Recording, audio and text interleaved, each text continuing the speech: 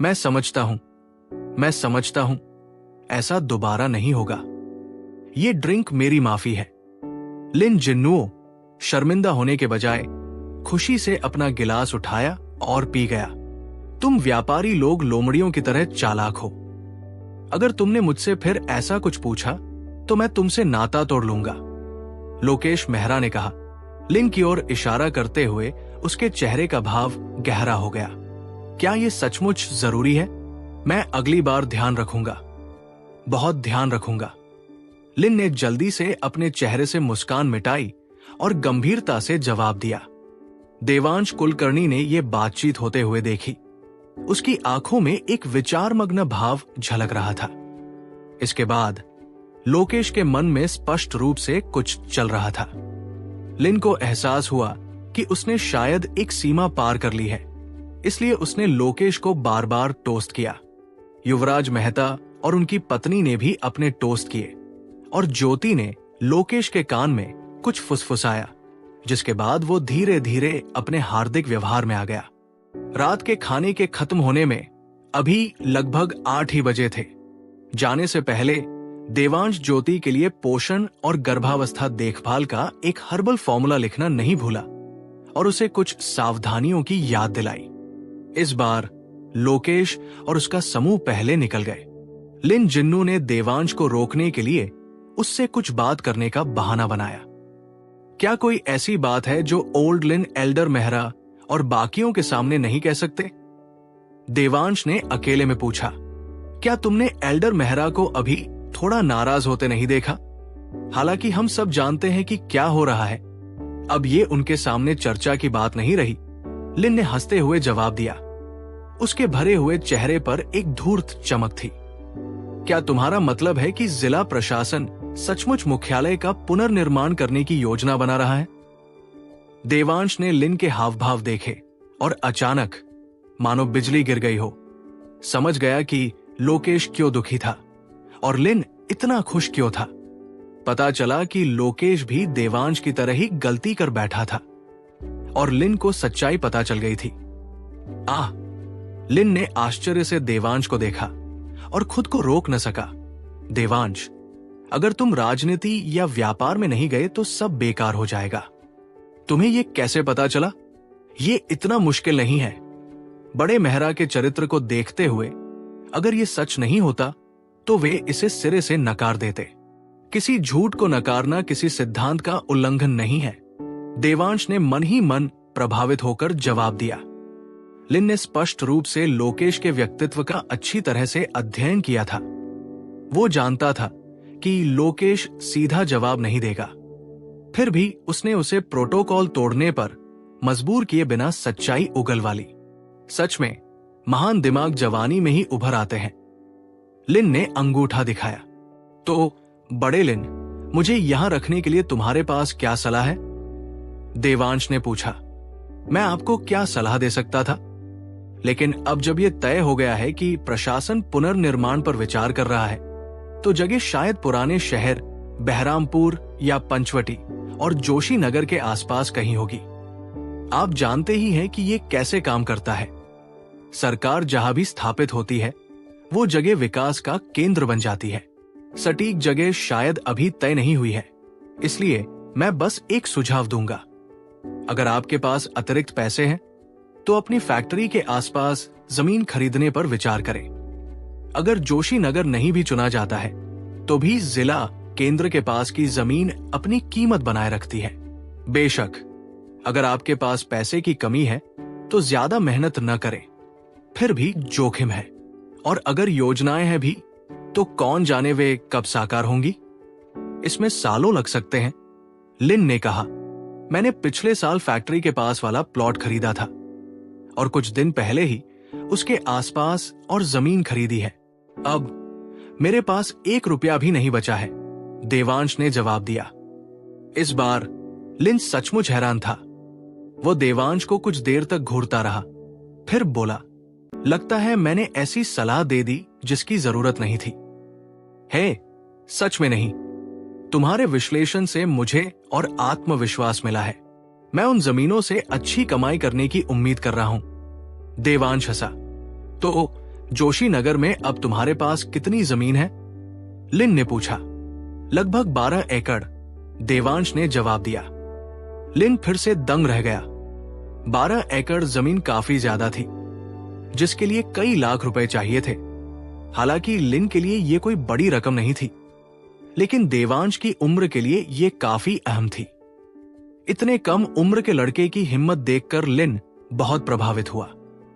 उसने शुरू में सोचा था कि देवांश सिर्फ रहस्यमयी कलाओं में ही माहिर है और बाकी कोई और होशियार छात्र है। लिन ने उसे मार्गदर्शन देने की योजना बनाई थी, लेकिन पता चला कि देवांश उससे पहले ही आगे निकल चुका था और कुछ सिखाने को न होने पर लिन ने थोड़ी देर और बातचीत की और फिर लिनक्स से देवांश को घर तक छोड़ने के लिए कहा। जैसे ही वे लिफ्ट से बाहर निकले, देवांश की परिधीय दृष्टि ने 2 आदमियों के बीच एक जानी पहचानी आकृति की झलक देखी। वो क्षण भर के लिए स्तब्ध रह गया। जैसे ही उसने उसे करीब से देखने की कोशिश की, लिफ्ट के दरवाजे बंद हो गए। ये मेरा भ्रम होगा, वो यहां कैसे हो सकती है? देवांश ने सिर हिलाया और रेखाक्ष के साथ होटल से बाहर निकल गया। देवांश, मैं कार लेकर आता हूं, रेखाक्ष ने कहा। जरूरत नहीं है, शाम बहुत सुहानी है, टहलने के लिए एकदम सही। मैं तो पैदल ही वापस जाना चाहता हूं। देवांश मुस्कुराया और उसे विदा किया और जोर देने का इंतजार किए बिना वो चंदन जोशी के घर की ओर चल पड़ा। लेकिन वो ज्यादा दूर नहीं गया था कि उसे बेचैनी का एहसास हुआ। आखिरकार वो होटल की ओर वापस मुड़ गया। देवांश, क्या कुछ गड़बड़ है? रेखाक्ष अभी भी लॉबी में था। देवांश को वापस आते देख वो पास आया। अभी अभी मुझे लगा कि मैंने स्कूल के किसी सीनियर को देखा है।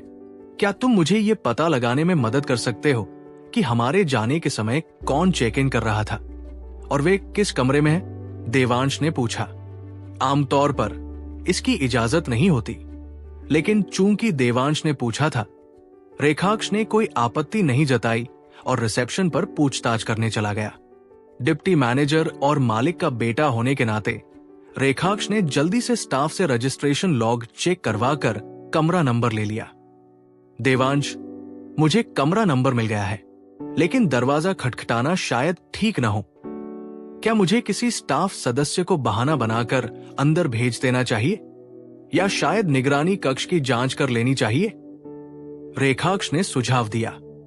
जरूरत नहीं है, मुझे दरवाजे तक पहुंचते ही पता चल जाएगा, देवांश ने बेचैनी बढ़ाते हुए कहा। समय बर्बाद न करते हुए उसने सुझाव को ठुकरा दिया और कमरे की ओर चल दिया। ठीक है, मैं तुम्हें वहां ले चलता हूं, लिनाक्ष ने कहा, यह जानते हुए कि देवांश कुलकर्णी कोई साधारण युवक नहीं है। उसने कोई विरोध नहीं किया और उसे लिफ्ट की ओर ले गया और 8वीं मंजिल का बटन दबा दिया। वो मेहमान कमरा नंबर 806 में चेक इन कर चुका था। जैसे ही वे लिफ्ट से बाहर निकले, देवांश लिनाक्ष के पीछे पीछे गलियारे में तेजी से नीचे चला गया। जैसे ही वे दरवाजे के पास पहुंचे, देवांश थोड़ा अंदर झुका और अंदर से धीमी आवाजें सुनी। उसका चेहरा तुरंत बदल गया। क्या तुम्हारे पास चाबी है? उसने तुरंत पूछा। होटल की साउंड प्रूफिंग बेहतरीन थी और लिनाक्ष ने कुछ भी असामान्य नहीं सुना था। देवांश के गंभीर स्वर को देखकर वो झिझका और दरवाजे पर लगे डू नॉट डिस्टर्ब साइन की ओर इशारा किया। देवांश, वहां एक साइन लगा है, हमारे लिए ये उचित नहीं है। बिना इंतजार किए देवांश ने दरवाजे पर जोर से दस्तक दी। क्या तुम पढ़ नहीं सकते? Do not disturb. दफा हो जाओ। अंदर से एक कर्कश आवाज आई। देवांश की चिंता और बढ़ गई। यही रुको, उसने रेखाक्ष से कहा। फिर एक तेज झटके से उसने दरवाजा लात मारकर खोल दिया। धमाका, दरवाजा अंदर की ओर उड़ गया। रेखाक्ष की सांस रुक गई।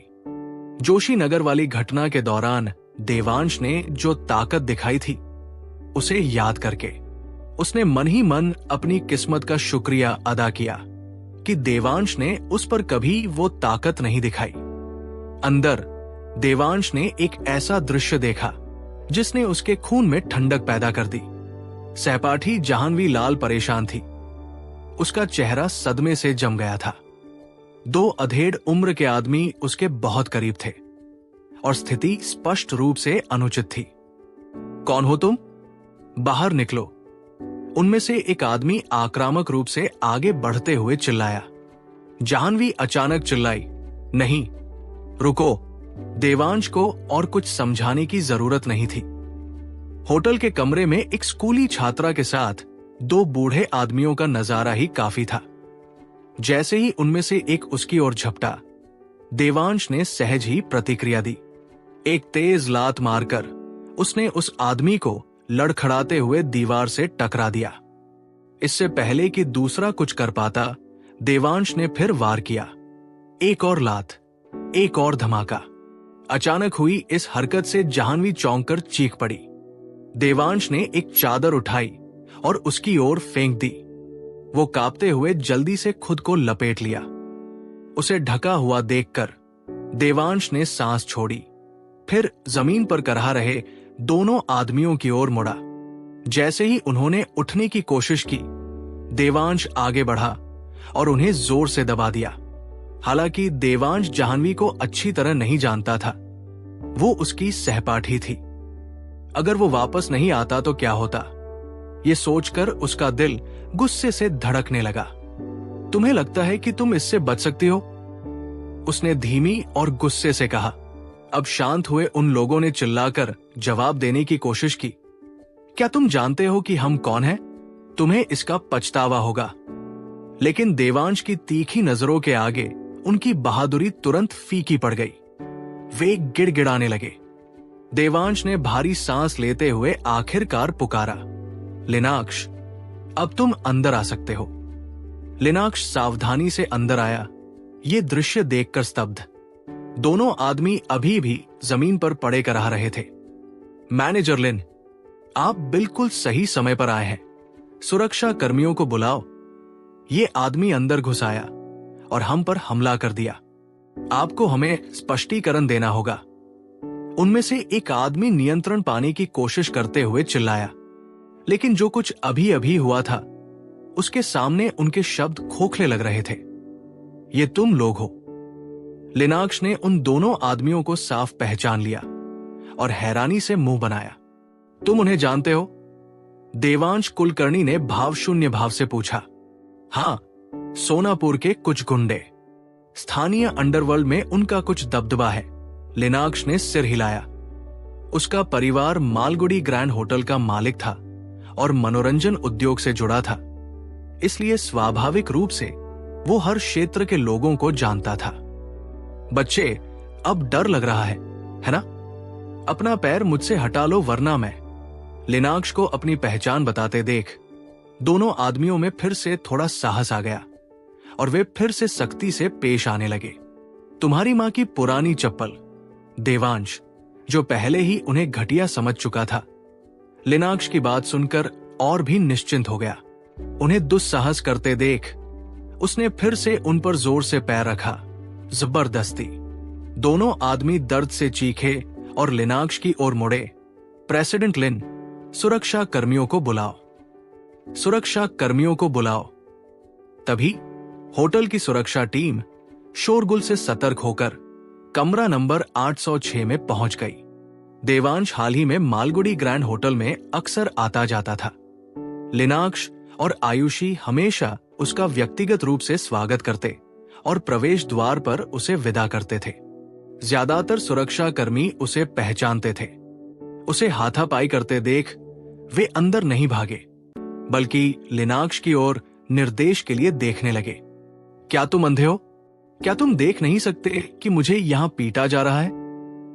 उनमें से एक आदमी चिल्लाया, ये सोचकर कि मदद आ गई है। लेकिन जब गार्ड स्थिर रहे तो वो हताश होकर गालियां देने लगा। देवांश भाई, लिनाक्ष होटल की प्रतिष्ठा पर पड़ने वाले प्रभाव को लेकर चिंतित था। धीरे से चिल्लाया। उसके ये कहते ही कमरे में सन्नाटा छा गया। दोनों आदमी चिल्लाना बंद कर दिए। वे लिनाक्ष की हैसियत अच्छी तरह जानते थे और जिसे भी वो भाई कहता था उसे वे नाराज नहीं कर सकते थे।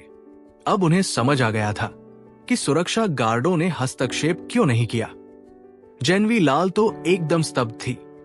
देवांश को ऐसे घूर रही थी मानो वो कोई भूत हो।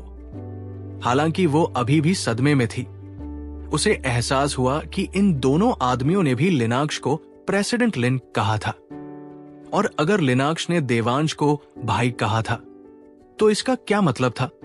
अचानक जाह्नवी को पिछले साल की वो घटना याद आ गई जब चंदन सिन्हा सूजे हुए चेहरे और लंगड़ाते हुए कक्षा में आया था और उसने युक्सिता डोंगरे से माफी मांगी थी, ये कहते हुए कि वो उसे फिर कभी परेशान नहीं करेगा। और अब सब कुछ समझ में आ गया।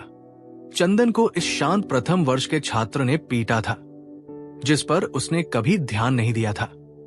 लिनाक्स को फुसफुसाते हुए देखकर देवांश को याद आया कि वे एक होटल में थे और उसे अभी भी जाह्नवी की स्थिति के बारे में कोई स्पष्ट जवाब नहीं मिला था। वो लिनाक्स की ओर मुड़ा और बोला, किसी को उन पर नजर रखने को कहो। पूरी कहानी सुनने के बाद हम इसे ठीक से सुलझा लेंगे। जरूर देवांश भाई, लिनाक्स ने सम्मानपूर्वक उत्तर दिया। फिर सुरक्षा गार्डों की ओर हाथ हिलाया। इन्हें ले जाओ, इन्हें जाने मत देना। श्रीलिन, क्या हमें बॉस को इस बारे में सूचित करना चाहिए? सुरक्षा प्रमुख ने सावधानी से पूछा। वो उन दोनों आदमियों को पहचानता था और जानता था कि उनकी एक प्रतिष्ठा है। उसे चिंता थी कि लिनाक्स शायद मामले की गंभीरता को न समझे। ठीक है, मिस्टर जिन्नुओ को बुलाओ। यहां क्या हो रहा है? मैं पैसे खर्च करने आया हूं, पिटने नहीं। उन्हें हमें हिरासत में रखने का क्या अधिकार है? अगर बात फैल गई तो क्या उन्हें लगता है कि यह होटल बच जाएगा? लिन जिन्नुओ का नाम सुनते ही एक आदमी को उम्मीद की किरण दिखाई दी और वह चिल्लाया। युवा लोग आवेगी हो सकते हैं, लेकिन लिन जिन्नुओ एक अनुभवी व्यवसायी थे। उन्हें पता था कि चीजों को कैसे संभालना है। यहां क्या हो रहा है? लिन जिन्नुओ की आवाज दरवाजे से आई। शोरगुल उस तक पहुंच ही गया था और वो दौड़कर वहां पहुंच गया। बिल्कुल सही समय है, बॉस लिन। बहुत दर्द हो रहा है। अपने आदमियों से इस बदमाश का ध्यान रखने को कहो। एक आदमी चिल्लाया, ये सोचकर कि उसका रक्षक आ गया है, देवांश। लेकिन लिन जिन्नुओ ने उन आदमियों की तरफ नहीं देखा। देवांश को घूरते हुए उसकी आंखें सदमे से चौड़ी हो गई। अब तक वो देवांश को बस एक चमत्कारी चिकित्सक समझता था, एक विनम्र सुसंस्कृत हाई स्कूल का छात्र। उसे अंदाजा भी नहीं था कि देवांश एक लड़ाकू भी है। लेकिन जिस तरह देवांश उन दोनों आदमियों पर पैर जमाए शांत प्रभुत्व का प्रदर्शन करते हुए खड़ा था, उसने उसकी छवि को चकनाचूर कर दिया। बूढ़े लिन, तुम बिल्कुल सही समय पर आए हो। इन दोनों बदमाशों ने जरूर कुछ भयानक किया होगा। मेरे सीनियर को अपने साथ यहां आने पर मजबूर किया। उन्हें हिरासत में ले लो। पूरी कहानी पता चलने के बाद हम उनसे निपट लेंगे, देवांश ने शांति से कहा। अनुभवी और तेज तर्रार लिन जिन्नुओ तुरंत समझ गया। जाह्नवी को चादर में लिपटा देखकर और उन दोनों आदमियों को पहचानकर वो समझ गया कि कुछ घिनौना काम हुआ है। घिनौना। लिन जिन्नुओ आगे बढ़ा और दोनों आदमियों को लात मारी। तुम्हें क्या लगता है मेरा होटल क्या है? दोनों गुंडे, मालगुडी के वैद्य और संदिग्ध, दोनों हलकों में लिन जिन्नुओ के प्रभाव से अच्छी तरह वाकिफ थे, पहले से ही बेचैन थे। देवांश को उसे बूढ़ा लिन कहते देख उनका डर और गहरा गया, और जब लिन ने बिना किसी हिचकिचाहट के उन्हें लात मारी तो वे घबरा गए। बॉस लिन, हमें माफ करना। हम अपनी गलती मानते हैं। हम आपसे और इस छोटे भाई से माफी मांगते हैं। वे चिल्लाए। माफी? इसे बचाओ, इन्हें ले जाओ। तुम्हारी हिम्मत कैसे हुई इतना अमानवीय काम करने की? लिन ने गुस्से में उन्हें फिर लात मारी। लिन जिन्नुओ, हमें जाने दो। तुम्हें हमें हिरासत में रखने का कोई हक नहीं है। मैं मालगुडी ग्रैंड होटल पर मुकदमा करूंगा। उनमें से एक हताश होकर चिल्लाया। बूढ़े लिन, वो गलत नहीं है। एल्डर मेहरा को बुलाओ और उनसे किसी को भेजने के लिए कहो। देवांश ने उनकी बातों से याद दिलाते हुए कहा। एल्डर मेहरा? वो कौन है? उन आदमियों ने फिर से आशा से पूछा, लोकेश मेहरा, सुपरिंटेंडेंट मेहरा, अब तुम्हें समझ आया कि तुम किस मुसीबत में हो? लिन जिन्नुओं ने कहा। फिर दोनों आदमियों के सिर पर थप्पड़ मारे। Superintendent Mehra, superintendent Mehra. नाम सुनते ही दोनों गुंडों के पैर लड़खड़ा गए और वे लगभग गिर पड़े। उन्हें लिन जिन्नुओं से कोई खास डर नहीं था। आखिरकार वो एक व्यापारी था। लेकिन लोकेश मेहरा की बात ही अलग थी। वो मालगुडी जिले में ऐसे अपराधियों पर सख्त कार्रवाई करने के लिए जाना जाता था। और ये तो कोई बुरी बात भी नहीं थी। उस युवक ने तो उसे अभी अभी एल्डर मेहरा कहा था। लोकेश की वर्तमान स्थिति को देखते हुए केवल उसके सबसे करीबी सहयोगी या वरिष्ठ ही उसे इस तरह संबोधित करने की हिम्मत कर सकते थे। लेकिन अब इस किशोर ने यूं ही इस शब्द का इस्तेमाल कर दिया था। यह साफ था कि एक बार लोकेश आकर खुद जांच करेगा तो न सिर्फ आज की घटना का पर्दाफाश होगा, बल्कि उनके पिछले कुकर्म भी सामने आ सकते हैं। ये सोचकर दोनों आदमी पूरी तरह टूट गए। सर, प्लीज चलो इस बारे में बात करते हैं। वे दया की भीख मांगते हुए रोए। देवांश कुलकर्णी ने कोई जवाब नहीं दिया। उसने बस हाथ हिलाया और सुरक्षा गार्ड उन्हें घसीटकर बाहर ले गए। बूढ़े लिन, रेखाक्ष, तुम दोनों अभी बाहर जाओ। स्थिति समझ आने पर मैं तुम्हें वापस बुला लूंगा। देवांश ने शांति से कहा। ठीक है, लेकिन दरवाजा टूटा हुआ है, ये ठीक नहीं है। शायद हमें कमरा बदल लेना चाहिए, लिन जिन्नू ने सोचते हुए सुझाव दिया। ये एक अच्छा विचार है, देवांश सहमत हुआ। जाह्नवी लाल चादर में लिपटी हुई और अभी भी सदमे में थी। ऐसे कमरे में रहना उचित नहीं था जिसका दरवाजा टूटा हो। शुक्र है 806 के बगल वाला कमरा खाली था। देवांश ने जाह्नवी के कपड़े उठाए और उसे धीरे से बगल वाले कमरे में ले गया। अंदर पहुंचकर उसने दरवाजा बंद किया और उसे कपड़े दिए। बाथरूम में जाकर ये कपड़े पहन लो। जाह्नवी ने चुपचाप कपड़े ले लिए। फिर बिना किसी चेतावनी के उसने चादर जमीन पर गिरा दी। तुम क्या कर रही हो? देवांश चौंक कर जल्दी से मुड़ गया। क्या अब तुम मुझे बेकार समझते हो कि मैं घटिया हूं? ठीक है, अगर मर्दों को घूरना पसंद है तो जितना चाहो घूरो, जाह्नवी ने कांपती आवाज में बेकाबू और टूटे हुए भाव के साथ कहा। तुम क्या कह रहे हो? मैं ऐसा क्यों सोचूंगा? अगर सोचता तो तुम्हें बचाने के लिए दरवाजा लात नहीं मारता। देवांश ने कमरे में उमड़ते जबरदस्ती के बावजूद शांत रहने की कोशिश करते हुए जवाब दिया। तुम ऐसा कह रहे हो, लेकिन अंदर ही अंदर तुम मुझे नीची नजर से देखते हो। जाह्नवी सिसक उठी, उसकी आवाज फट गई। वो जमीन पर गिर पड़ी, अपना चेहरा घुटनों में छिपा लिया और बेकाबू होकर रोने लगी। देवांश वही खड़ा रहा, समझ नहीं पा रहा था कि क्या करे। आखिरकार वो आगे बढ़ा, उसकी टी शर्ट उठाई और उसे धीरे से उसके सिर पर डालकर उसे ढक दिया। लो, मैं वादा करता हूं कि आज जो हुआ उसके बारे में मैं एक शब्द भी नहीं बोलूंगा। मैं ये भी सुनिश्चित करूंगा कि कोई और कुछ न बोले। लेकिन अब जब सिर्फ हम ही हैं, तो कृपया मुझे बताएं कि क्या हुआ। मुझे जानना जरूरी है ताकि मैं आपकी मदद कर सकूं।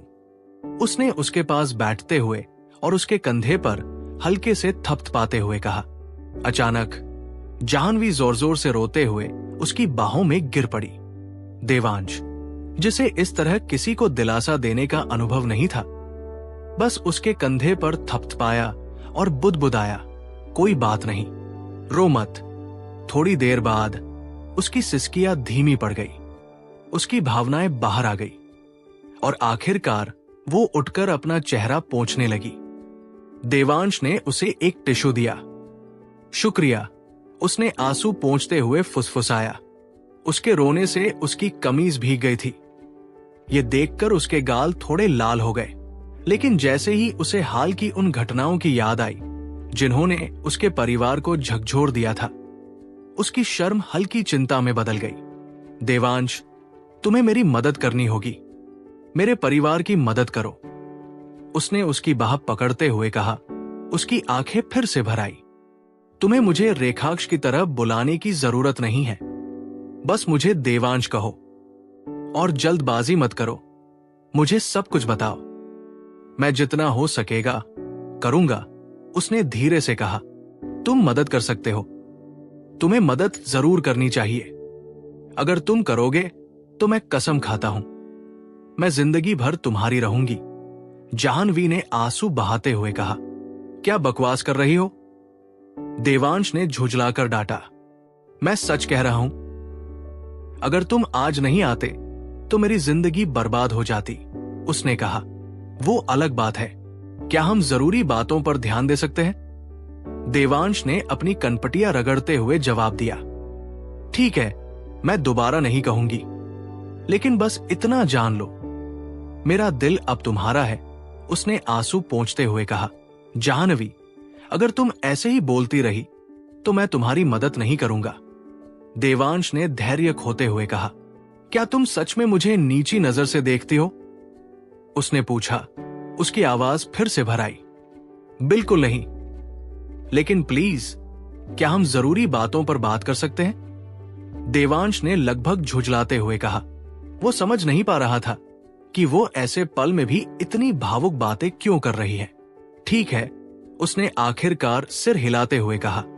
उसने अपने आंसू पोंछे, एक गहरी सांस ली और सब कुछ समझाने लगी। जैसे जैसे देवांश कुलकर्णी सुनते गए, उनका गुस्सा बढ़ता गया, लेकिन जाह्नवी लाल की ओर उनकी नजरें धीरे धीरे सहानुभूति से भर गई। पता चला कि पहले वाले दोनों आदमी, एक का नाम दिनेश चौहान और दूसरे का जितेंद्र मल्होत्रा, कभी उसके पिता के करीबी दोस्त माने जाते थे, जिनसे उनकी मुलाकात पिछले साल की शुरुआत में व्यापारिक लेन देन के दौरान हुई थी। शुरू में तो वे उदार और वफादार लगे। उन्होंने तुरंत भुगतान किया, यहां तक कि उसके पिता को तकलीफ देने के बजाय छोटे मोटे नुकसान भी खुद झेल लिए। बार बार बातचीत के जरिए उसके पिता उन पर गहरा भरोसा करने लगे। जाह्नवी उनसे मिलकर उन्हें सच्चे प्यार से चाचा भी कहती थी। लेकिन कुछ हफ्ते पहले जुए की एक घटना के बाद सब कुछ बदल गया। उसके पिता सट्टेबाजी के चक्कर में फंसकर अपनी सारी जमा पूंजी गवा बैठे। हताशा में उन्होंने और पैसे जुटाने के लिए अपना घर बैंक में गिरवी रख दिया और जुआ खेलना जारी रखा, लेकिन फिर से हार गए। अपनी हार से अंधे होकर उन्होंने दिनेश और जितेंद्र से एक और जुआरी से लिए गए 1.5 लाख रुपए के कर्ज के लिए गारंटर बनने की विनती की। उसने एक आईओयू लिखा और दाव लगाता रहा, लेकिन घाटा जारी रहा। जब उसने और उधार लेने की कोशिश की तो दोनों तथाकथित दोस्तों ने आगे मदद करने से इनकार कर दिया। इसके बजाय वे रोजाना घर आने लगे और पैसे वापस मांगने लगे। उनका दावा था कि उन्होंने सद्भावना से कर्ज की गारंटी दी थी, लेकिन अब कर्जदाता उन्हें धमका रहा था और कथित तौर पर उसके स्थानीय अंडरवर्ल्ड से संबंध थे। उसके पिता को एहसास हुआ कि उन्हें फंसाया गया है, तो उन्होंने उन्हें कोसा और पैसे देने से इनकार कर दिया। तभी उनका असली चेहरा सामने आया। उन्होंने उसे एक सुनसान जगह ले जाकर पीटा। उन्होंने उसे आईओयू दिखाया और जोर देकर कहा कि कर्ज चुकाना ही होगा। उन्होंने उसे विरोध न करने की चेतावनी दी और आपराधिक और सरकारी हलकों में अपने संबंधों का बखान किया। जाह्नवी का परिवार साधारण था। वे जानते थे कि ये लोग कुछ भी कर सकते हैं। उसके पिता सदमे में आकर शराब पीने लगे। धमकियां जारी रहीं। बेबस महसूस करते हुए जाह्नवी ने उनसे अपने परिवार को छोड़ देने की विनती की और वादा किया कि जब वो कमाई शुरू करेगी तो पैसे चुका देगी। लेकिन जिन आदमियों को वो कभी चाचा कहती थी, वे उसे घूर रहे थे और कह रहे थे कि वो दूसरे तरीकों से चुका सकती है। अगर वो उन्हें खुश कर दे तो वे कर्ज चुकाने में देर कर देंगे। और फिर पहले वाली घटना सामने आई। गंदगी, बिल्कुल गंदगी। देवांश ने मुट्ठियां भींचते हुए बुदबुदाया। पहली बार उसे बर्बाद करने की तीव्र इच्छा हुई, लेकिन उसने जल्दी ही इसे दबा दिया। वे एक कानूनी समाज में रहते थे और न्याय उचित तरीके से होना चाहिए। अधीक्षक लोकेश मेहरा की मौजूदगी में देवांश को पूरा भरोसा था कि ये लोग सजा से बच नहीं पाएंगे। देवांश, मुझे पता है कि तुम काबिल हो, तुम लोगों को जानते हो, कृपया हमारी मदद करो। हमारे पास कुछ नहीं बचा है, हमारा घर चला गया है। मेरे पिता ने अपने जानने वालों से कर्ज लिया है, हम उन्हें चुका नहीं सकते। जाह्नवी ने उसका हाथ पकड़ते हुए सिसकते हुए कहा, क्या चुकाऊंगा? चिंता मत करो, मैं इन बदमाशों को सलाखों के पीछे पहुंचा दूंगा। देवांश ने ठंडे स्वर में कहा, यहां तक कि उसके नाम का इस्तेमाल भी नहीं सुधारा। सच में? लेकिन मैंने सुना है कि इनके तार हर जगह फैले हैं। एक बार उन्होंने किसी को इतनी बुरी तरह पीटा कि मेरी मां ने पुलिस बुला ली, लेकिन जब पुलिस वालों ने आयोयो देखा तो बिना कुछ कहे चले गए। जाह्नवी ने कहा, उसकी आवाज उम्मीद और डर के बीच कांप रही थी। चिंता मत करो, इस बार न सिर्फ वे बल्कि उनका साथ देने वाले भी नहीं बच पाएंगे। देवांश ने शांत निश्चय के साथ कहा, देवांश, वो मिस्टर लिन, क्या वो मालगुडी ग्रैंड होटल के मालिक हैं? और चीफ मेहरा, क्या वो कोई सरकारी अधिकारी है? जाह्नवी ने उम्मीद से आंखें फाड़कर पूछा। हाँ, वो गोलमटोल वाला मिस्टर लिन जिन्नुओ है, होटल का मालिक। और चीफ मेहरा हमारे जिले के पुलिस अधीक्षक हैं। देवांश ने सिर हिलाया। अधीक्षक? जाह्नवी स्तब्ध होकर हांफने लगी। आम लोगों के लिए, खासकर छात्रों के लिए, पुलिस अधीक्षक एक बहुत ही प्रभावशाली व्यक्ति थे, और ये जानकर कि वो इसमें शामिल है, उसे एक ऐसी सुरक्षा का एहसास हुआ जो उसने कई दिनों से महसूस नहीं किया था। ठीक है, तो तुम्हें चिंता करने की जरूरत नहीं है, देवांश ने उसे आश्वस्त किया। मुझे अब कोई चिंता नहीं है। शुक्रिया देवांश। कृपया चीफ मेहरा से कहो कि उन आदमियों को कड़ी सजा दे। जाह्नवी ने कृतज्ञता में झुकते हुए कहा। उसके अचानक हिलने से उसकी गर्दन का हिस्सा हिल गया और देवांश ने घबराकर जल्दी से अपना सिर दूसरी ओर घुमा लिया।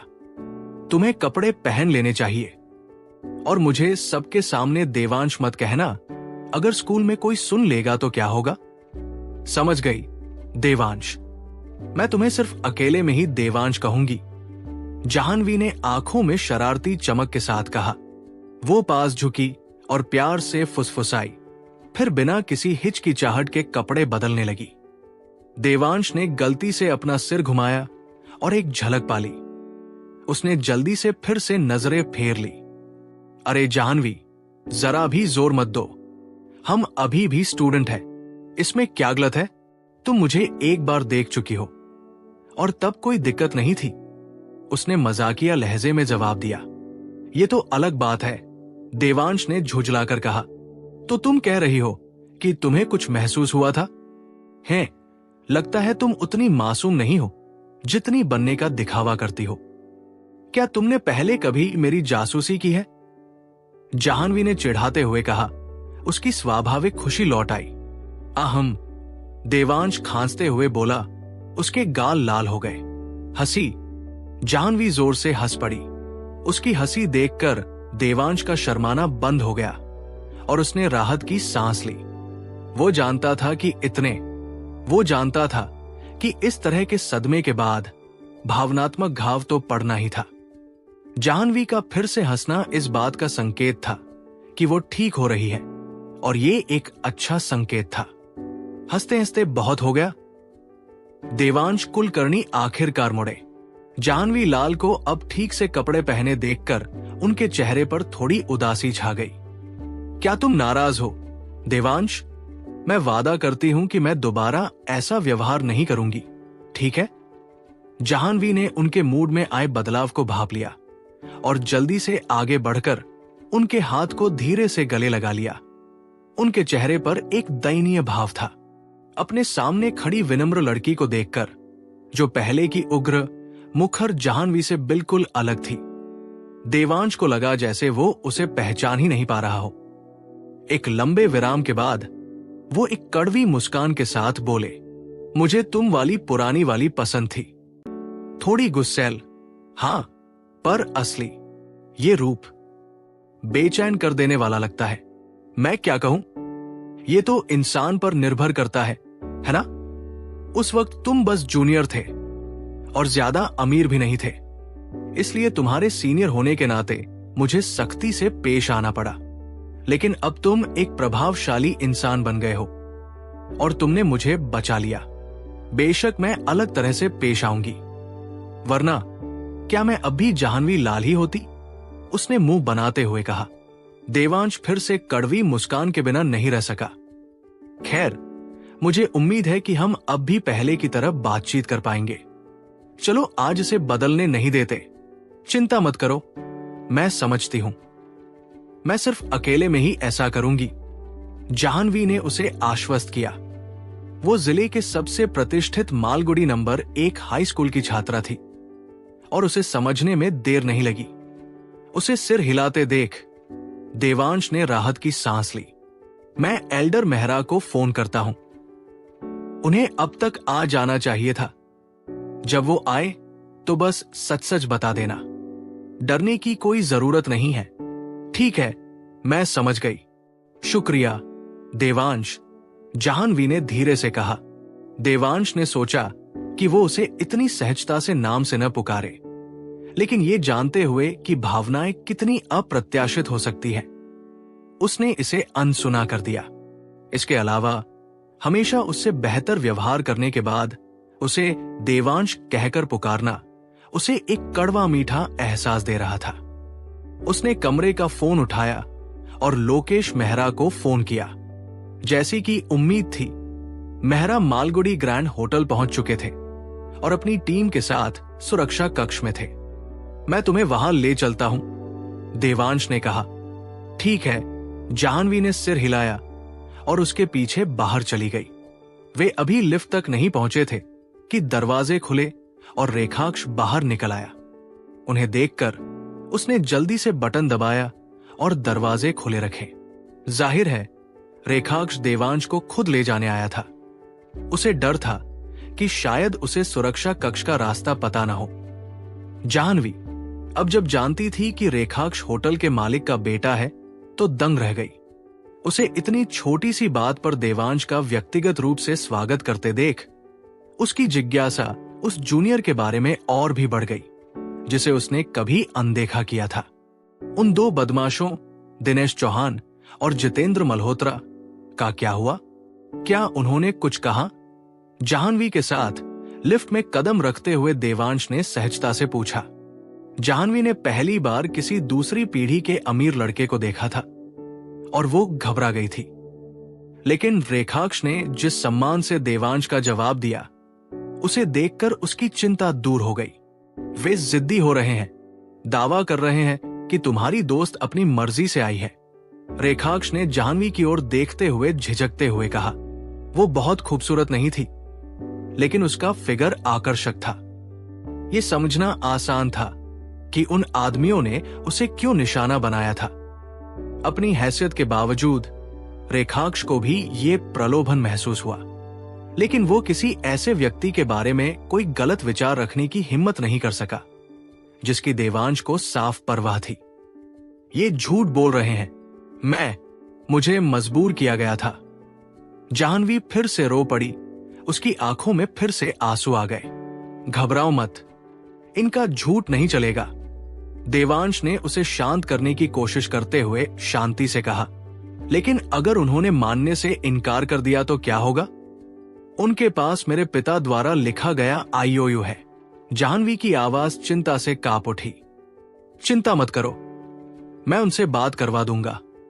सिर्फ इस बारे में नहीं, बल्कि उन्होंने जो कुछ भी किया है उसके बारे में, देवांश ने उसके कंधे पर थपथपाते हुए कहा। जोशी नगर में जो हुआ था उसे याद करते हुए रेखाक्ष देवांश के स्वर से थोड़ा कांप गया। उसने मन ही मन उन दोनों आदमियों के लिए और उनका साथ देने वाले हर किसी के लिए शोक मनाया। उकसाने वाले सभी लोगों में से उन्होंने देवांश को चुना। उन्हें सचमुच नहीं पता था कि वे किस खतरे में हैं। शुक्रिया, जाह्नवी फुसफुसाई, देवांश के कंधे पर झुकते हुए। उसका शरीर शांत निर्भरता दिखा रहा था। देवांश की नाजुक भावनाओं को समझते हुए देवांश ने उसे दूर नहीं धकेला। उसने धीरे से उसका कंधा थाम लिया और उसे दिलासा दिया। यह देखकर लिनक्स ने जल्दी से नजरें फेर ली और उन आदमियों पर और भी दया आने लगी जिन्होंने देवांश को परेशान किया था। इस लड़की का उससे गहरा नाता था। वे आदमी बर्बाद हो चुके थे। लिफ्ट से बाहर निकलने के बाद जाह्नवी आखिरकार देवांश के कंधे से हट गई। जब वे सुरक्षा कक्ष में पहुंचे तो कई जासूस पहले ही आ चुके थे जिन्हें लोकेश मेहरा ने बुलाया था। पहली नजर में मामला सीधा सा लग रहा था। 2 अधेड़ उम्र के पुरुष एक महिला से मिल रहे थे, लेकिन जब लिन जिन्नू ने उनकी पहचान और जाह्नवी की पृष्ठभूमि बताई तो एक अनुभवी अन्वेषक मेहरा को एहसास हुआ कि ये एक गंभीर आपराधिक मामला है। उन्होंने तुरंत अपने भरोसेमंद पूर्व अधीनस्थों को बुलाया। संयोग से जो जासूस वहां पहुंचे वे वही थे जिनसे देवांश की मुलाकात ओझो सिटी अस्पताल के आपातकालीन कक्ष के बाहर हुई थी। उन्हें याद था कि उस समय क्या हुआ था, हालांकि उन्हें इसके बारे में कुछ न कहने की हिदायत दी गई थी। अब देवांश को देखकर वे आश्चर्यचकित हुए और सम्मान व कृतज्ञता से भर गए। उन्होंने अपनी आंखों से देखा था कि मेहरा की चोटें कितनी गंभीर थी। फिर भी देवांश की बदौलत वो जल्दी ठीक हो गए और स्थायी समिति के सदस्य और पुलिस अधीक्षक बन गए। स्वाभाविक रूप से उनकी वफादार टीम को भी उनके उत्थान का लाभ मिला। इसलिए इस असाधारण युवक देवांश के लिए उन्होंने न केवल प्रशंसा बल्कि गहरी कृतज्ञता भी महसूस की। मेहरा को बचाकर देवांश ने उनका मनोबल बढ़ाया और उनके करियर में मदद की। इस वजह से जासूस देवांश कुलकर्णी को एक लड़की के साथ आते देखकर हैरान रह गए और उन्होंने सहज ही उसे ऐसे सलामी दी जैसे वह उनका कमांडिंग ऑफिसर हो। पिछली बार देवांश उनके आभार व्यक्त करने से पहले ही चुपचाप वहां से चला गया था। अब सलामी देना उस छूटे हुए अवसर की भरपाई करने का उनका तरीका था। इस अचानक हुए हावभाव ने देवांश को चौंका दिया, जबकि जाह्नवी लाल की आंखें अविश्वास से चौड़ी हो गई। एक हाई स्कूल के छात्र के लिए जिसे वास्तविक दुनिया का कम ही अनुभव है, वर्दीधारी अधिकारियों को अपने साथी छात्र को सलामी देते देखकर जो सदमा लगता है, उसकी तुलना किसी भी तरह से नहीं की जा सकती। नहीं नहीं, तुम मुझे अजीब महसूस करा रहे हो। देवांश ने एक युवक के शर्मीले आकर्षण के साथ अपना सिर खुजलाते हुए कहा। अधिकारी मुस्कुराए और अपने हाथ नीचे कर लिए। उनमें से एक, जो स्पष्ट रूप से एक वरिष्ठ निरीक्षक था, आगे बढ़ा और पूछा, अधीक्षक मेहरा ने पहले फोन किया था, लेकिन उन्होंने विस्तृत जानकारी नहीं दी। क्या ये मामला आपसे संबंधित है? हाँ, इसमें मेरे सीनियर शामिल हैं। चलो अंदर बात करते हैं। देवांश ने सिर हिलाया। कृपया, आपके बाद। अधिकारियों ने सम्मानपूर्वक एक तरफ हटते हुए कहा। देवांश ने उनका धन्यवाद किया और जाह्नवी को सुरक्षा कक्ष में ले गया। चीफ मेहरा, आपको फिर से परेशान करने के लिए माफ करना, देवांश ने कहा। चूंकि वहां कई अधिकारी मौजूद थे, जिनमें लोकेश मेहरा के अधीनस्थ भी शामिल थे, इसलिए उसने उन्हें एल्डर मेहरा कहने के बजाय औपचारिक रूप से संबोधित करना चुना। जैसे जैसे देवांश का सामाजिक अनुभव बढ़ता गया, उसने औपचारिकताओं को निभाना सीख लिया। वो जानता था कि अपनी टीम के सामने लोकेश का अधिकार कम नहीं करना चाहिए। लोकेश क्षण भर के लिए हैरान हुआ, फिर तुरंत देवांश की मंशा समझ गया। उसकी आंखों में प्रशंसा की एक झलक दिखाई दी। देवांश, तुम बहुत विनम्र हो। ये मेरा कर्तव्य है, उसने उत्तर दिया। उसकी नजर जाह्नवी पर गई। क्या ये पीड़िता है? हाँ, ये जाह्नवी लाल है, मेरी सीनियर। शुक्र है कि मैं समय पर पहुंच गया और कुछ और बुरा होने से बच गया, देवांश ने स्थिति को स्पष्ट करते हुए कहा। जाह्नवी, डरो मत, हम पूरी जांच करेंगे और दोषियों को सजा दिलाएंगे। कृपया हमारा सहयोग करो, लोकेश ने धीरे से कहा। पुलिस अधीक्षक को व्यक्तिगत रूप से देखकर जाह्नवी पहले तो घबरा गई थी, लेकिन उनके विनम्र व्यवहार और देवांश की उनसे अच्छी जान पहचान ने उसे सहज कर दिया। शुक्रिया चीफ मेहरा, मैं पूरा सहयोग करूंगी, उसने कहा। देवांश, बयान लेने के लिए यह सबसे अच्छी जगह नहीं है। क्या आप कहते हैं कि हम जिला पुलिस मुख्यालय चले जाएं? लोकेश ने पूछा। कोई बात नहीं, प्रोटोकॉल का पालन करते हैं, देवांश ने सहमति जताई। ये कहकर लोकेश ने अपने आदमियों को दोनों दोषियों को पुलिस वाहन तक पहुंचाने का आदेश दिया।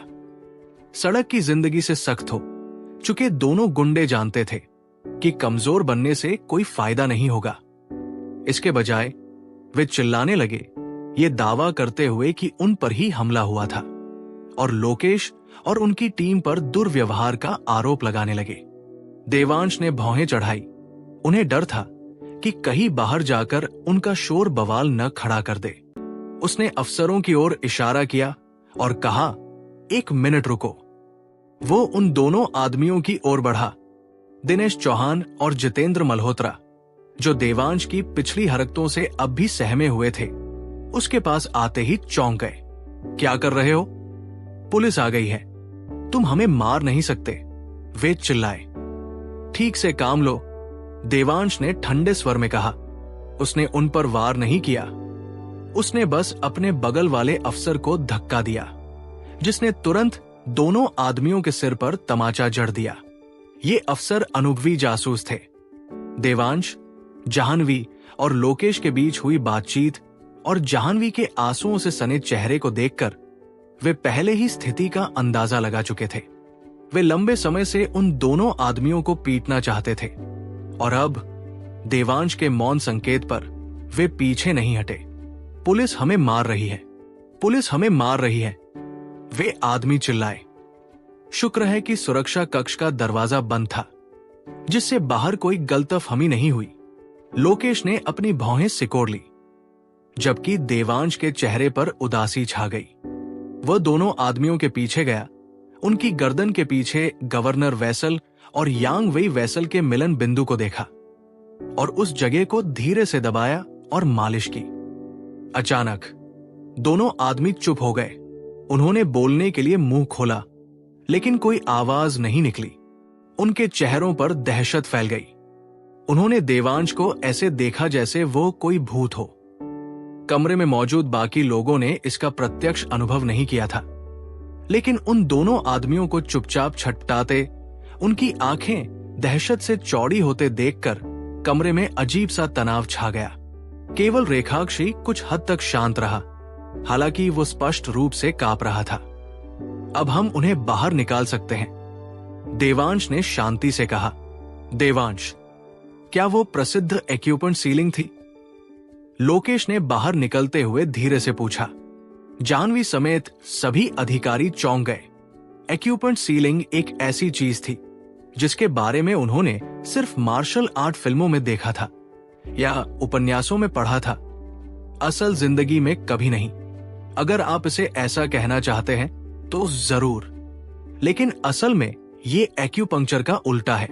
मेरिडियंस को उत्तेजित करने के बजाय मैंने उन्हें ब्लॉक कर दिया, इसलिए वे बोल नहीं सकते, देवांश ने सहजता से समझाया।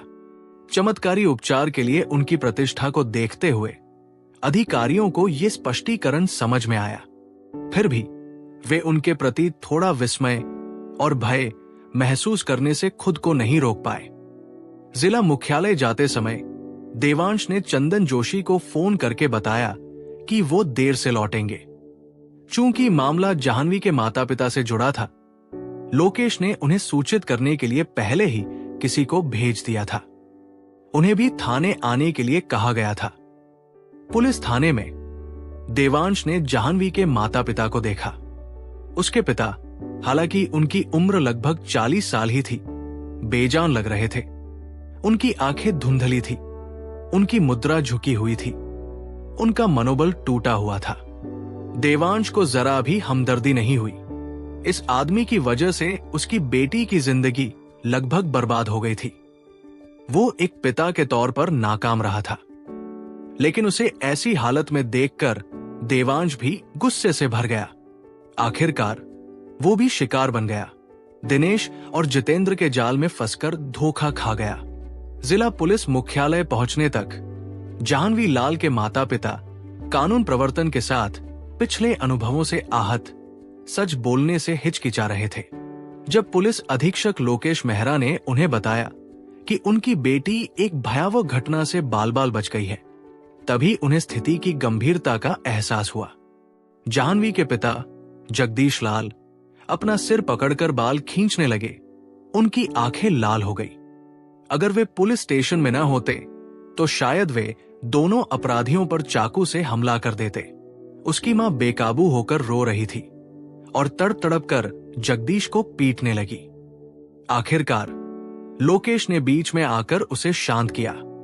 जगदीश की ओर मुड़कर उन्होंने दृढ़ता से कहा, मैं लोकेश मेहरा, मालगुडी जिले का पुलिस अधीक्षक हूं। आपको मेरा वचन है, दिनेश चौहान और उसके साथी चाहे जो भी संबंध होने का दावा करें, मैं ये सुनिश्चित करूंगा कि उन पर कानून के तहत मुकदमा चलाया जाए। तभी दंपति को एहसास हुआ कि वे किससे बात कर रहे हैं। वे अभिभूत होकर रोने लगे और उसके सामने घुटने टेकने लगे। लोकेश ने तुरंत उन्हें रोका, दया दिखाते हुए उन्हें उठाया और खुद उनके बयान दर्ज किए। जब यह स्पष्ट हो गया कि एक और संदिग्ध शामिल है, तो उसने तुरंत उसे पकड़ने के लिए पुलिस अधिकारियों को भेज दिया। हालांकि दिनेश चौहान और उसके दो साथी अपनी बात पर अड़े रहे। उन्होंने जोर देकर कहा कि पैसे जगदीश लाल ने उधार लिए थे, और जहां तक जाह्नवी का सवाल है, उन्होंने दावा किया कि उसने अपने पिता का कर्ज चुकाने के लिए स्वेच्छा से मदद की थी। जो मामला सीधा सा लग रहा था, अब उसमें एक दीवार आ गई है। अगर लोकेश और उसकी टीम ने जबरदस्ती का सहारा नहीं लिया तो जांच ठप होने का खतरा था। बेशक तीनों का आपराधिक इतिहास और संदिग्ध संबंध थे।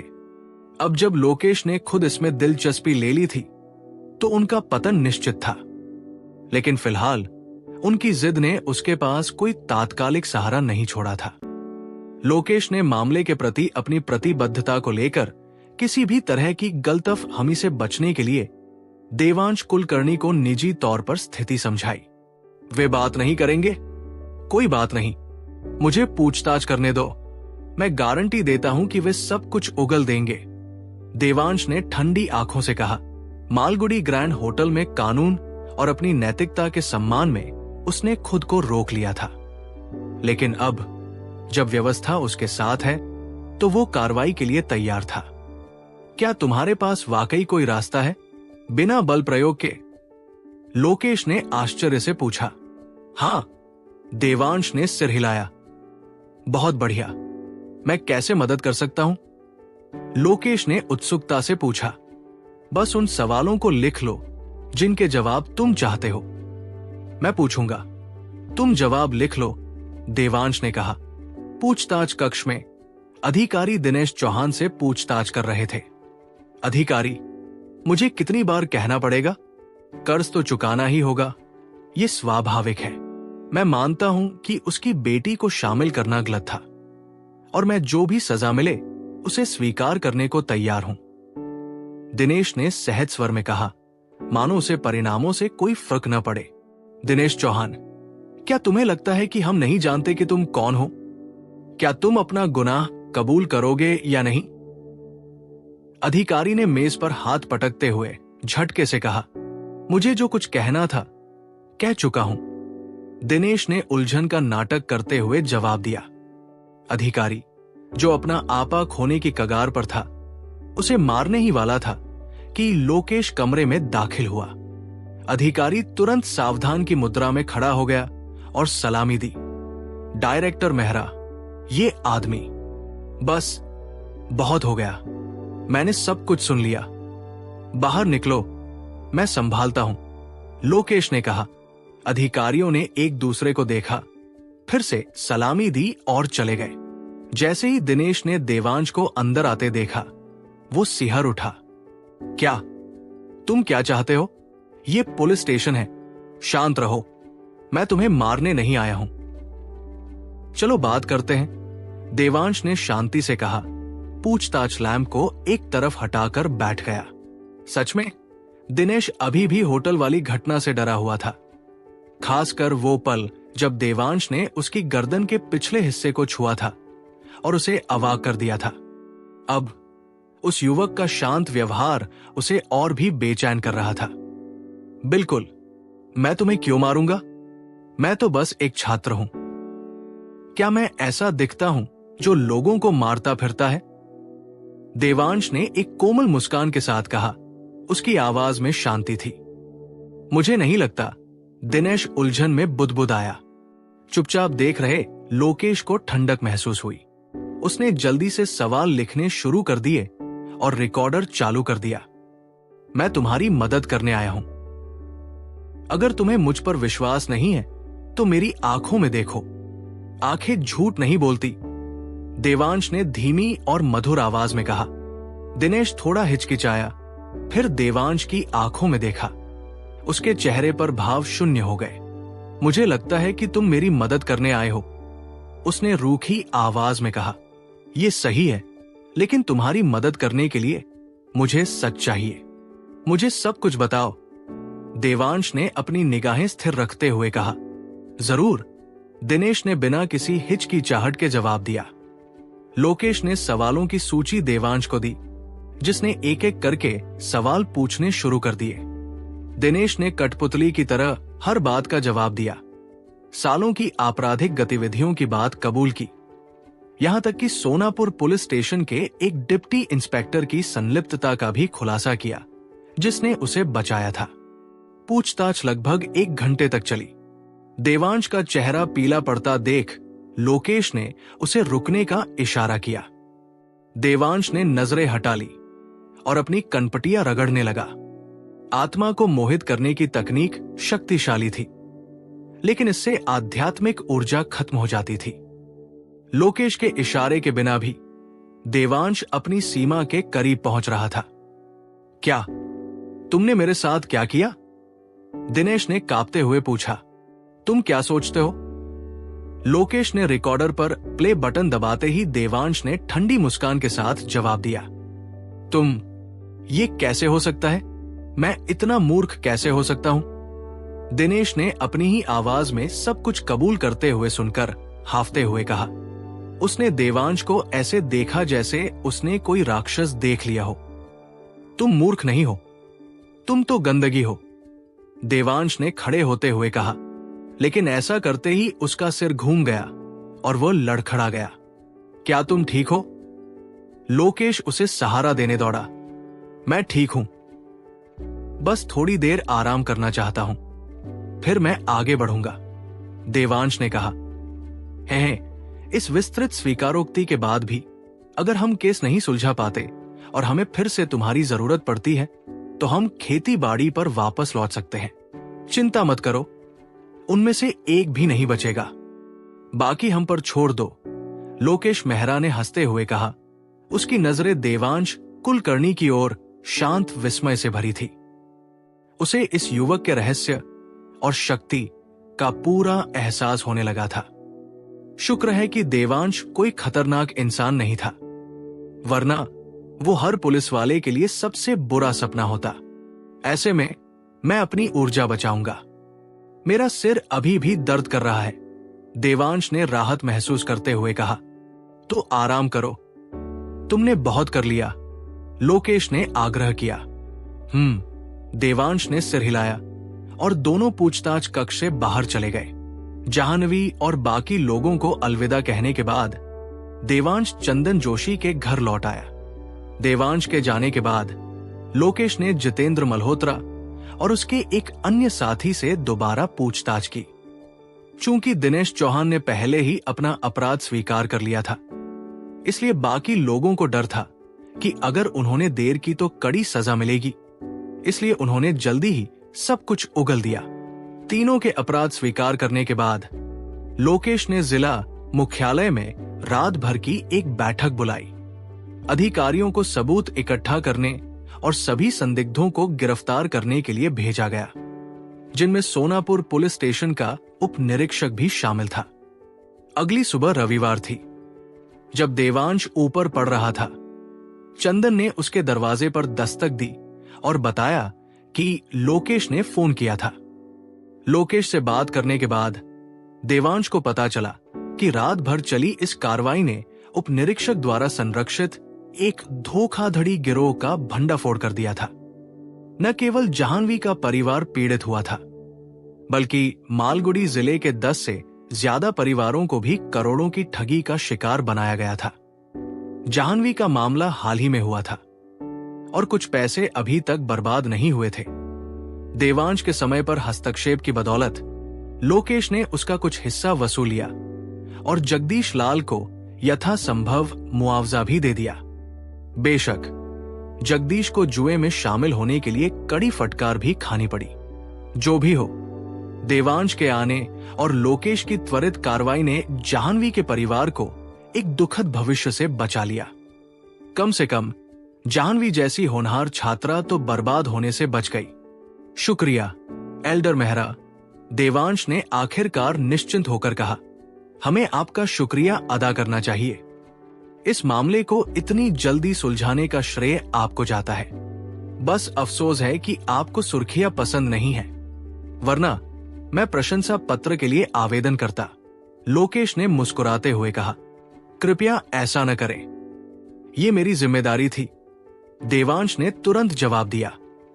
मुझे पता था कि आप ऐसा कहेंगे। ठीक है, मुझे और काम करना है। हम जल्द ही फिर बात करेंगे। लोकेश ने हंसते हुए फोन रख दिया। फोन के बाद देवांश ने फोन चंदन को वापस दे दिया, लेकिन झिझक रहा था।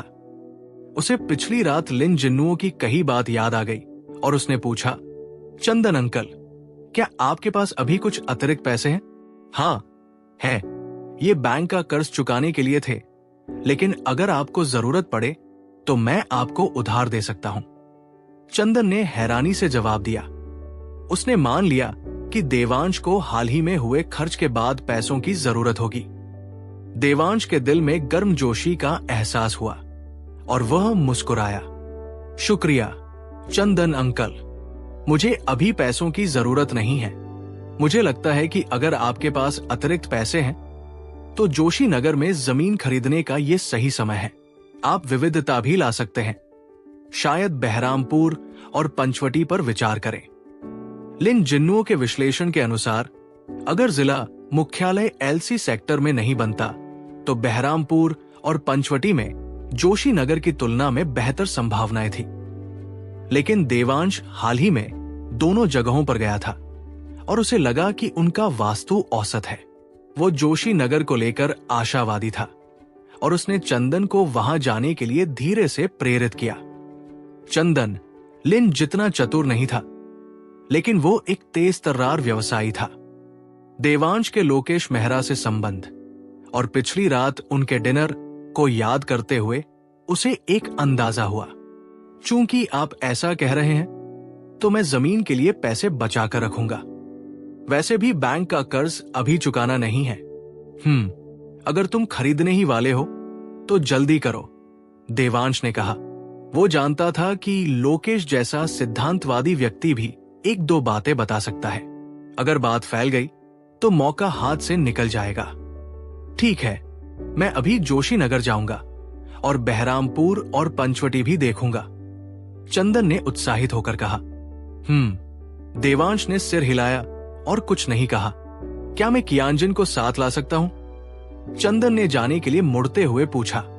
जरूर, लेकिन ये सिर्फ मेरा निजी सुझाव है। अगर तुम खरीदते हो और उसे कुछ समय के लिए रखना पड़ता है तो मुझे दोष मत देना। अंकल वू को यह बात साफ कर दो, उन पर दबाव मत डालो, देवांश ने कहा। बिल्कुल, जैसा तुमने कहा, अर्थव्यवस्था मजबूत है। अगर हम जमीन रखते भी हैं तो उसकी कीमत बढ़ेगी। हमारी लेबल फैक्ट्री अच्छा चल रही है। मुनाफे को लापरवाही से खर्च करने से बेहतर है कि उसे निवेश कर दिया जाए, चंदन ने मुस्कुराते हुए कहा। हां, अगर अंकल चंदन ऐसा सोचते हैं तो कोई बात नहीं, देवांश हंसा। शुक्रिया देवांश, चंदन ने अचानक कहा। एक व्यवसायी होने के नाते वो जानता था कि ऐसी जानकारी कितनी कीमती होती है। देवांश की इसे साझा करने की इच्छा का मतलब था कि वो चंदन को अपने परिवार का सदस्य मानता था। देवांश कुछ देर के लिए स्तब्ध रह गया, फिर मुस्कुराया। मैंने अभी देखा कि तुम्हारे पास कुछ अतिरिक्त पैसे हैं, इसे बर्बाद करना शर्म की बात होगी। बस इतना ही। हाँ, मैं समझ गया। चंदन हंसा और नीचे चला गया। जैसे ही वो भूतल पर पहुंचा, उसने वू कियांजिन को बुलाया। जब वो आया तो चंदन ने बिना एक शब्द भी बर्बाद किए उसे सीधे जोशी नगर ले गया। आगे जो हुआ उसकी किसी को उम्मीद नहीं थी। यहां तक कि मालगुडी ग्रैंड होटल के मालिक लिन जिन्नुओ, जिन्होंने पुनर्निर्माण की अफवाहों को पुरानी खबर बताकर खारिज कर दिया था, ने भी सोचा था कि अगर लोकेश ने भी उनकी पुष्टि कर दी तो भी इसमें समय लगेगा। लेकिन इस बार मामला अलग था। सोमवार सुबह जिला समिति ने एक आपात बैठक की। दोपहर तक एक लाल मोहर लगी सरकारी सूचना जारी कर दी गई। जोशी नगर में सरकारी जमीन के उपयोग के सभी लेन देन स्थगित कर दिए गए। भारत में जमीन सरकार की होती है। जमीन खरीदने का मतलब है उपयोग के अधिकार हासिल करना, आमतौर पर 70 साल तक के लिए। इस सूचना ने जोशी नगर में सरकारी जमीन के सभी सौदों पर प्रभावी रूप से रोक लगा दी। निजी घरों की बिक्री पर प्रतिबंध नहीं लगाया गया था, लेकिन सरकार की घोषणा के बाद कोई भी सस्ते में जमीन नहीं बेचेगा जब तक कि वह सचमुच मूर्ख न हो। अचानक मालगुडी जिले के धनी लोग जैसे लिन जिन्नुओ, जो बहरामपुर, पंचवटी और जोशी नगर में धीरे धीरे जमीन हासिल करने के लिए धन जुटा रहे थे, पूरी तरह से अचंभित रह गए। चंदन जोशी और वू कियांजिन के साथ भी यही हुआ, जिन्हें ये इलाका पसंद आ गया था और उन्होंने सोमवार को निदेशक जैन से मिलने की योजना बनाई थी। वे भी दंग रह गए। मालगुडी जिले के सरकारी कार्यालय भवन का वास्तव में पुनर्निर्माण होना था और इसके लिए जोशी नगर को चुना गया था। ये निर्णय अचानक और अप्रत्याशित रूप से आया। जिला समिति द्वारा अपना निर्णय अंतिम रूप देते ही जोशी नगर में राज्य के स्वामित्व वाले भूमि उपयोग अधिकारों से जुड़े सभी लेन देन पर रोक लगाने का एक आधिकारिक आदेश जारी कर दिया गया। एक ही दिन में जोशी नगर में संपत्ति की कीमतें 2 से 3 गुना बढ़ गई। फिर भी उन कीमतों पर भी कोई बाजार नहीं था, कोई भी बेच नहीं रहा था।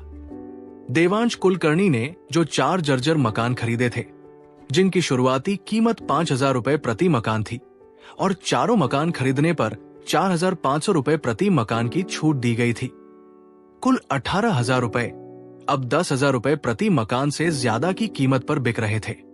लेकिन कोई भी बेचने को तैयार नहीं था। हर कोई जिला सरकार की विस्तृत योजना जारी होने का इंतजार कर रहा था और उम्मीद कर रहा था कि इनकी कीमत में और उछाल आएगा। अरे, मैं इतना बेवकूफ क्यों था? मैंने उस समय देवांश की बात क्यों नहीं मानी? उस आदमी को तो सोना मिल गया, उसकी तो मानो जैकपॉट लग गई। 12 एकड़ जमीन और 4 मकान। अब इसकी कीमत कितनी है? हम इस फैक्ट्री को चलाने में दिन रात मेहनत करते हैं और इसकी कीमत उसके आधे से भी कम है जो उसने हाथ हिलाकर कमाया है। वू कियांजिन ने यशवी लेबल वर्क्स में मेज पर जोर से हाथ मारते हुए कराहते हुए कहा, हाँ, हमने सचमुच गलती कर दी। हम जानते थे कि देवांश कोई साधारण लड़का नहीं है। हमने उसकी बात क्यों नहीं मानी?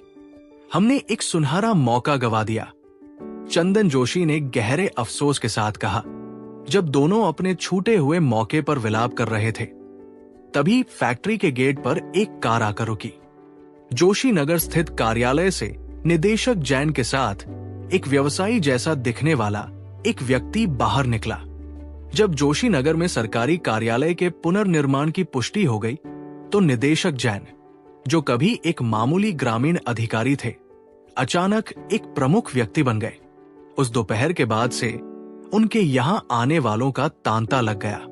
उनमें धनी व्यवसायी, जिला स्तरीय अधिकारी और सरकारी अधिकारियों के रिश्तेदार शामिल थे। इस बार ये औशपुर शहर का एक रियल एस्टेट व्यवसायी था, जो अच्छी तरह जानता था और सौदा करने के लिए उत्सुक था। उसने सुना था कि यशवी लेबल वर्क्स के एक शेयरधारक के पास 12 एकड़ जमीन है और उसने निदेशक जैन से एक बैठक में मध्यस्थता करने पर जोर दिया। निर्देशक महेश, मैं यशवी लेबल वर्क से श्री चंदन और श्री वू बोल रहे हैं। निर्देशक जैन ने मुस्कुराते हुए कहा और दोनों का अपने बगल में बैठे व्यक्ति से परिचय कराया।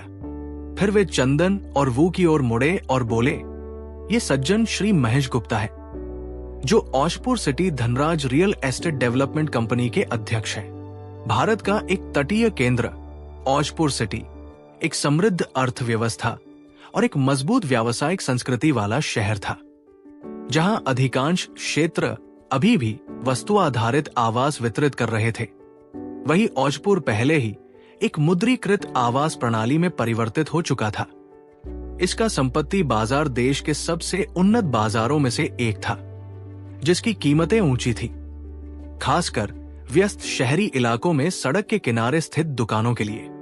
जब देवांश जमीन में निवेश करने पर विचार कर रहे थे, तो वो और चंदन ने उन्हें शहर के व्यस्त इलाकों में व्यावसायिक संपत्तियां खरीदने की सलाह दी थी। ये औशपुर में आवास के वस्तुकरण की गहरी जड़ें जमाए हुए मानसिकता को दर्शाता है।